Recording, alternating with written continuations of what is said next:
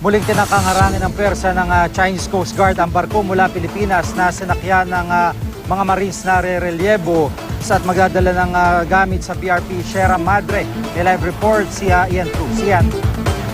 Yes, Gigi, itong Sabado tila muling naulit ang tinatawag na harassment ng Coast Guard ng China malapit na marating ng civilian vessel ng Pilipinas. Ang Ayungin Shoal ng biglang radyohan ng China Coast Guard 3401. May isang China Coast Guard din ang tila nakasabay sa tagiliran ng civilian vessel at sa bilis nga, Gigi, na 16 knots ay nahabol ang malaking barko ng China Coast Guard. Ang aming sinasakyang barko na 6 knots lamang ang tulin. Panay pa nga ang busina nito. 2 beses na nag-cross sa harapan ng sinasakyan naming civilian ship ang barko ng China. 70 yarda ang pinakamalapit na distansya nito sa aming sinasakyan.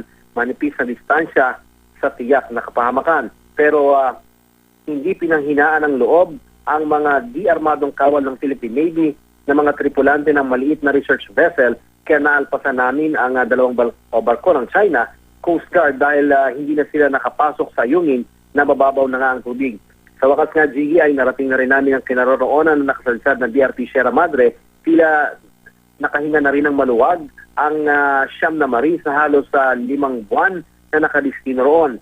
Kada 3 buwan lamang ang palitan ng mga sundalo kaya naging problema talaga ang fresh water kung hindi pa sila nabigyan ng mga mangingisdang Pinoy at para dropping ng chopper ng AFP. Itong linggo, Gigi, ay 6 na Marines ang humalili sa siyam nilang kasama at hindi pa man tiyak kung matutupad ang ginakdang palitan.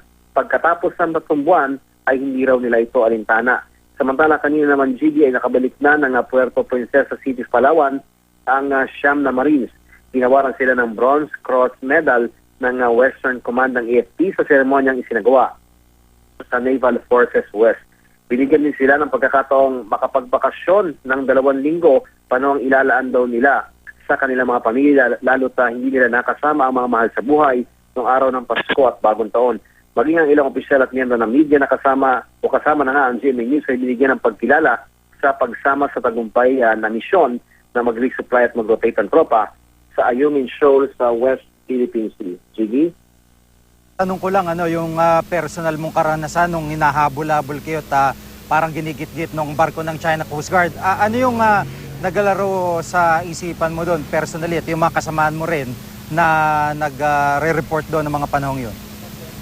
Alam mo, Gigi, sa totoo lang, pakiramdam ko ay malalakas ang loob ng mga media, kahit yung mga member ng FOCAP na mga patagalan natin nakakasama sa mga coverage, kagaya sa Zamboanga at sa iba pang mga coverage.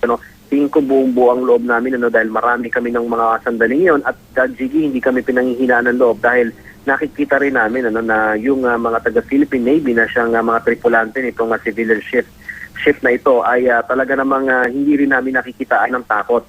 So Gigi, nung time na yun siguro may mga ilan-ilan nagsabi rin sa atin nung lumapit ng 70 yards, Gigi, yung barko ng China, yung malaking barko nila, yun lang yung time na talagang sinasabi nila na medyo kahit pa paano kinabahan sila. Pero Gigi, sa pangkalahatan, lahat ng matanong natin talaga daw buo ang loob nila na malalagpasan namin yung pagsubok na yon, Gigi.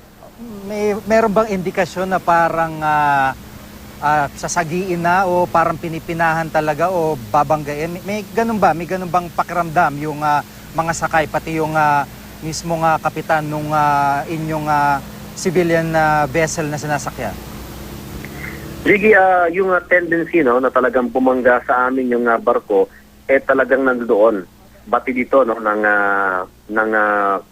head ng mission na si Lieutenant Gato, gayon din yung kapitan ng barko ng AM-700 na ngayon ay civilian vessel na kasi Gigi, nung mamataan nila ito, malayo pa lamang, nakita na nila na yung kanyang course, yung ibig sabihin, yung kanyang direksyon na tinatakbo, ay talagang didirekta sa amin.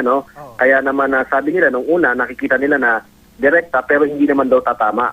Pero nung lumalapit na nga, Gigi, talagang nakita namin na talagang pursigido ito, dahil busina siya ng busina, na nakikita namin na mukha talagang magpaparamdam lang, i-cross kami. Kaya yun yung nakita rin natin yung mga sundalo na sa kabila nung ginawa nga na tila pangaharas na yan talagang hindi naman sila, Gigi, nagpakita nung takot at talagang itinuloy natin yung journey patungo sa Ayungin Shoal. At mabanggit ko na lamang din, Jiggy, marami ang nagtataka sa liit ng barko na sinakyan namin, paano raw namin nalagpasan yung malaking barko ng China. At actually, dalawa yung barko na yan at may mga iba pang barko na nakapalibot doon sa Ayungin Shoal. Sabi ng kapitan ng barko ay simple lamang daw yung kanilang ginawa. Bale, binuntutan nila nung nagmamaneuver na, nagmamaneuver na itong barkong malaki, ay sa buntot daw sila ng barko sumunod, kaya hindi na sila muling nasundan nito, Jiggy. Kaya nakatuloy-tuloy na kami patungo sa Ayungin Shoal at mababaw na yung tubig doon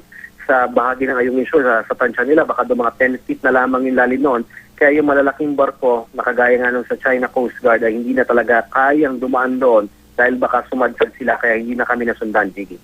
Maraming salamat, Ian Cruz.